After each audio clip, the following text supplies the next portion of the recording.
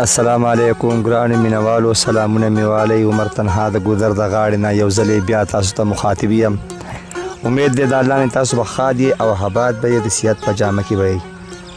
نن زموږ سره یو ځلې بیا حمیدالله معصوم د فیسبوک په پاڼه باندې تاسو وینئ چې د هغه نه به ښایسته ښایسته کلامونه اورو او ریکارډ کوو به یې ترې. تاسو زموږ سره اوسئ. السلام علیکم. وعلیکم السلام عمر تنها صاحب، تاسو ډیره ډیره مهرباني. مونږ له یو پیر بیا مقرره کړه، نو یو نظم به د سره شریک کړم. د نظم عنوان دی غربت. په غربت باندې نظم دی چې په یو وړه غونته جمپړۍ کې یوه ترور اوسېده. په یو وړه غونته جمپړۍ کې یوه ترور اوسېده، وار یې تېر شوی د ځوانیو، خو د ستړي زړه په زور اوسېده.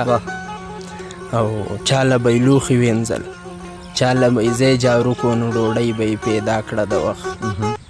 چاله به یې لوښي وینځل، چاله به یې ځای جارو کو، نو ډوډۍ به یې پیدا کړه د وخت. او هېڅوک یې نه و، خاوند یې مړ و، خو د یو بچي لا مور اوسېده. او هغه بچی هم بدنصیبه و، هغه بچی هم بدنصیبه و. د پلار مینه یې ونه لیده، نه یې جامه شوه، نه یې جامه چرته، نه یې پیزار شو په نصیب کې، نه جامه یې چرته سپینه ولیده. او کله چې ورځې د اختر به شوې، په ټول چم کې به وګرځېده. کله چې ورځې د اختر به شوې، په ټول چم کې به وګرځېده. چا به پیزار ورکړلو، چا به زړې غونته جامې ورکړلې. اکثر له خلکو به د خپلو ماشومانو د سر لږې صدقې ورکړلې. بیا ووایه. کله چې ورځې د اختر به شوې، په ټول چم کې به وګرځېده. چا به پیزار ورکړلو، چا به زړې غونته جامې ورکړلې. او اکثر له خلکو به د خپلو ماشومانو د سر لږې صدقې ورکړلې. کله چې واپس راتله، کله چې واپس کور ته راتله، نو تیاره وه، د کیرړو چغې په لاره وې. خو چې کور ته ورنږدې شوله، ماشوم سلګو نیولی و، کوکارې وې. کله چې واپسې راتله کور ته، نو تیاره وه، د کیرړو چغې په لاره وې. خو ورنږدې چې شوله کور ته، نو ماشوم سلګو نیولی و، کوکارې وې. په منډه ورغله، ماشوم بچي ته غاړې وته. په منډه ورغله، ماشوم بچي ته غاړې وته. ورته یې وې وګوره، تاله مې جامې راوړې، پیزار مې راوړو، اختر نږدې دی، تاله لږ غونتې سینګار مې راوړو. ماشوم د مور په غږ کې رورو په ژړا کې ووې، ماشوم د مور په غږ کې رورو په ژړا کې ووې، مورې جامې دې راوړلې، پیزار دې راوړو، له اختر خو نه دی. مورې ستا دې ته فکر نه و، دا جامې او دا پیزار چې چاله وړم، هغه په کور کې لا نهر خو نه دی. ښه یې راجوخ کو په سینه پورې، او یو څه اسویلی یې وکړو. زبردست. ښه یې راجوخ کو په سینه پورې، او یو څه اسویلی یې وکړو. اوښکې یې وچې کړې د دواړه ننګو، ورته یې وې ای زما خوار بچیه، ستا نه هزار ځلې هزار ځلې هزار ځلې شمزار بچیه. بیا ووایه دا یو. خواته یې نږدې کو، او یو څه اسویلی یې وکړو. اوښکې یې وچې کړې د دواړه ننګو، ورته یې وې ای زما خوار بچیه، ستا نه هزار ځلې هزار ځلې هزار ځلې شمزار بچیه. بیا یې رایاد شو په ګوتۍ کې یوه کپړه پرته وه، او هغه کپړه کې نغښتلې د ډوډۍ یوه توکړه پرته وه. د چا د اوبو سره سړه سپوره روټۍ تېرېږي، د چا د اوبو سره سړه سپوره روټۍ تېرېږي، او خدایه په چا باندې د غربت دا رنګې شپه تېرېږي. د چا د اوبو سره سړه سپوره روټۍ تېرېږي، او خدایه د چا نه د غربت دا رنګې شپه هېرېږي.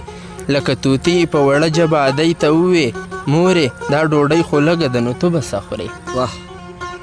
لکه طوطي په وړه ژبه ادۍ ته ووې، دا ډوډۍ خو لږه ده، نو ته به څه خورې؟ زبردست زبردست.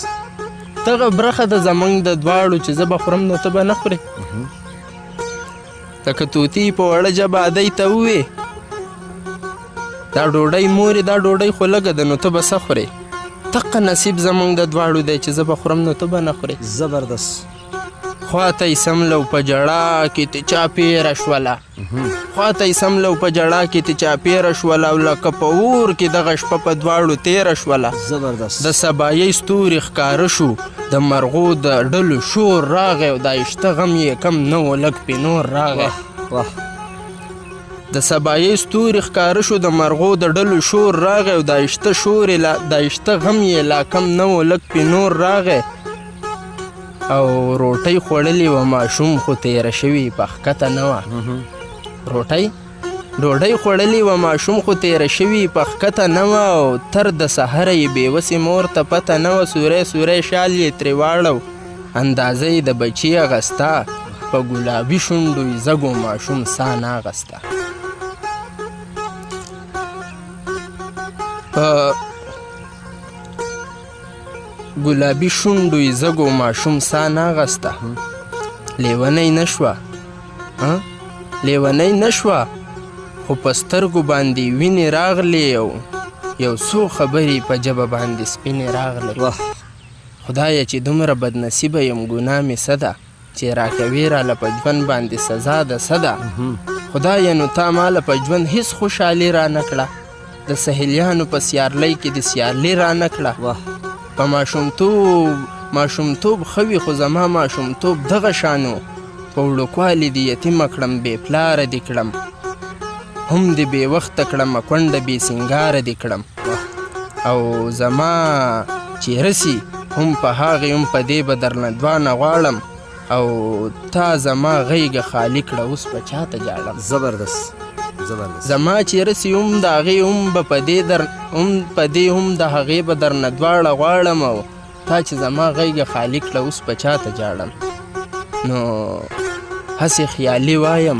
بهتره زندگی وي د مهذبو خلکو هسې خیالي وایم بهتره زندگی وي د مهذبو خلکو او معصوم حمیده څومره لویه حوصلې وي د غریبو خلکو معصوم حمیده څومره لویه حوصلې وي د غریبو خلکو ډېره مهرباني ګرانو مینوالو دا و د حمیدالله معصوم کلام چې تاسو واورېدو خوندونه مې ترې اخیستي دې سره زموږ پروګرام سر ته رسي عمر تنها درنه اجازت اخلي د لوی الله په امان